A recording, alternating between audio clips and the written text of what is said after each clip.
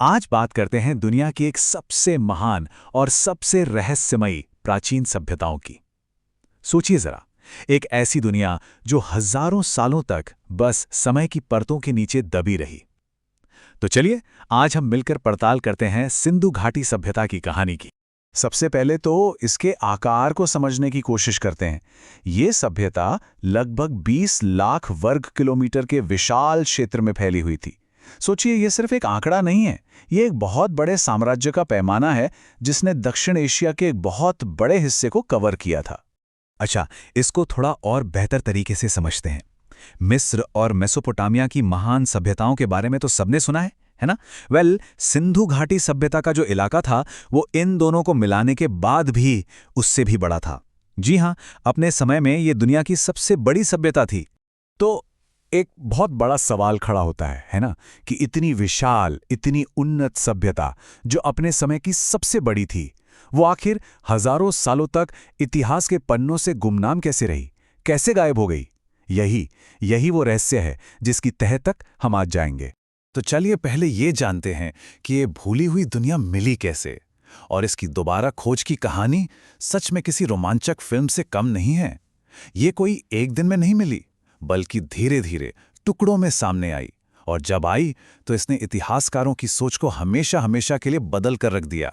इस कहानी की शुरुआत होती है 1826 में, जब चार्ल्स मैसन नाम के एक शख्स ने पहली बार कुछ पुराने खंडहर देखे। ज्यादा कुछ हुआ नहीं।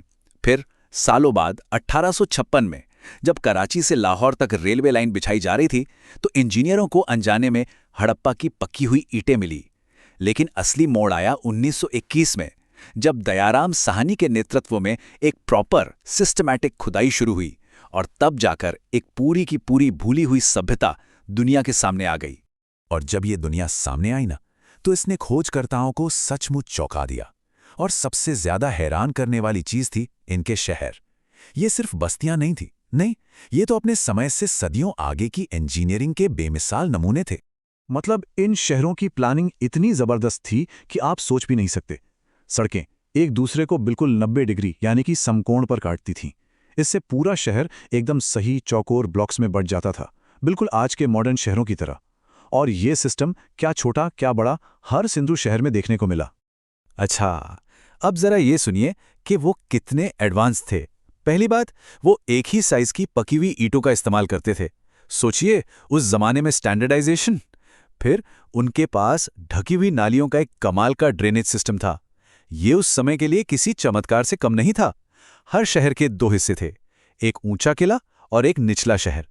और सबसे बड़ी बात, लगभग हर घर में अपना खुद का बाथरूम होता था। और इस इंजीनियरिंग का सबसे शानदार नमूना है मोहनजोदड़ो का ग्रेट बाथ या विशाल स्नानागार।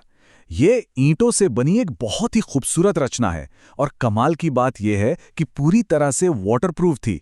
ऐसा माना जाता है कि इसका इस्तेमाल खास धार्मिक मौकों पर किया जाता था। मतलब ये सिर्फ इंजीनियरिंग ही नहीं, उनके सामाजिक जीवन का भी एक बड़ा प्रतीक है। तो ये तो हुई शहरों की बात, है ना? लेकिन इन शानदार शहरों को बनाने वाले लोग कैसे थे, वो क्या करते थे, कैसे रहते थे?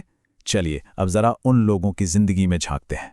तो सवाल ये है कि आखिर ये लोग थे कौन, और इनका रहन सहन कैसा था? उनकी रोजमर्रा की जिंदगी की जो नींव थी वो 3 चीजों पे टिकी थी: खेतीबाड़ी, पशुपालन और एक बहुत ही एक्टिव ट्रेड नेटवर्क। खेती में वो गेहूं, जौ जैसी फसलें उगाते थे, लेकिन उनकी सबसे बड़ी देन थी कपास। जी हाँ, ये दुनिया में कपास उगाने वाले पहले लोग थे। इसके अलावा वो बैल, भैंस और भेड़ जैसे जानवरों को भी पालते थे। और उनका ट्रेड नेटवर्क, वो तो मेसोपोटामिया तक फैला हुआ था। वहां से वो तांबा, सोना और कीमती पत्थर मंगाते और भेजते थे। अब इतने बड़े पैमाने पर व्यापार करने के लिए एक सिस्टम तो चाहिए, है ना? तो उन्होंने वजन और माप का एक स्टैंडर्ड सिस्टम बनाया, और ये पूरा सिस्टम एक बहुत ही खास नंबर पर आधारित था। वो नंबर था 16। जी, 16। उनके जो बाट होते थे वो 16 या उसके मल्टीपल्स में होते थे, जैसे 16, फिर 32, फिर 64 और ऐसे ही आगे। और मजेदार बात यह है कि ये कोई बस पुरानी बात नहीं है। इसकी विरासत, इसका असर हजारों सालों तक जिंदा रहा।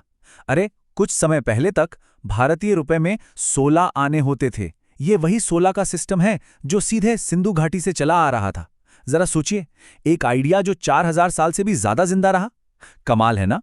ठीक है, तो हमने उनके शहर देख लिए, उनका व्यापार समझ लिया, लेकिन वो मानते किसमें थे, उनकी आस्था क्या थी?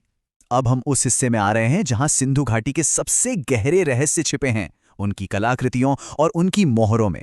देखिए, हमें सुराग तो बहुत मिले हैं, जैसे बहुत सारी स्त्री मूर्तियां मिली हैं, जिससे लगता है कि शायद वो किसी मातृ देवी की पूजा करते थे। एक बहुत मशहूर मोहर है जिस पर एक योगी ध्यान में बैठे हैं। कई लोग उन्हें आद्य शिव यानी शिव का आरंभिक रूप मानते हैं। लोथल और कालीबंगा जैसी जगहों से हवन कुंड भी मिले हैं। लेकिन सबसे बड़ा रहस्य ये है कि इतनी बड़ी, इतनी व्यवस्थित सभ्यता में आज तक एक भी मंदिर नहीं मिला है। अजीब बात है ना? और फिर आता है सबसे बड़ा, सबसे गहरा रहस्य, उनकी लिखाई, उनकी लिपि। हाँ, सिंधु घाटी के लोग लिखना जानते थे। उन्होंने एक बहुत ही खूबसूरत और कॉम्प्लेक्स लिपि बनाई, लेकिन आज तक उसे कोई पढ़ नहीं पाया है। ये एक ऐसी पहेली है, एक ऐसा ताला है जिसने उनकी कहानियों को, उनके ज्ञान को, उनके पूरे इतिहास को हमसे छिपा कर रखा है।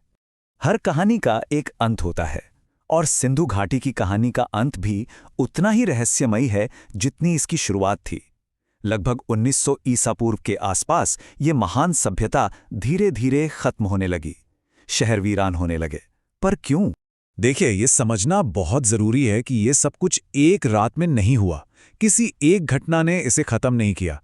ये एक बहुत धीमी प्रक्रिया थी, जिसमें कई सारी चीजों ने मिलकर सदियों से चले आ रहे इस मजबूत सिस्टम को धीरे धीरे कमजोर कर दिया।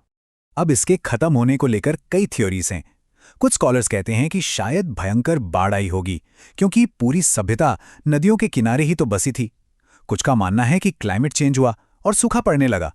एक और थ्योरी है कि उन्होंने जंगलों की इतनी कटाई कर दी कि इकोलॉजिकल बैलेंस ही बिगड़ गया।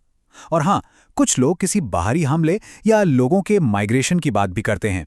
हो सकता है इन सभी वजहों ने मिलकर इस महान सभ्यता का अंत कर दिया हो। तो आखिर में हम घूम फिर के वहीं आ जाते हैं जहां से हमने शुरू किया था। सिंधु घाटी सभ्यता आज भी अपने अंदर अनगिनत राज समेटे हुए हैं, और जब तक हम उनकी लिपि को पढ़ नहीं लेते, उनकी दुनिया के कई दरवाजे हम पर बंद ही रहेंगे। तो सवाल वही है, क्या ये रहस्य कभी सुलझेंगे? और अगर सुलझें तो वो हमें उस प्राचीन दुनिया के बारे में और क्या-क्या बताएंगे? यही वो सवाल है जो आज भी दुनिया भर के आर्कियोलॉजिस्ट और हिस्टोरियंस को अपनी ओर खींच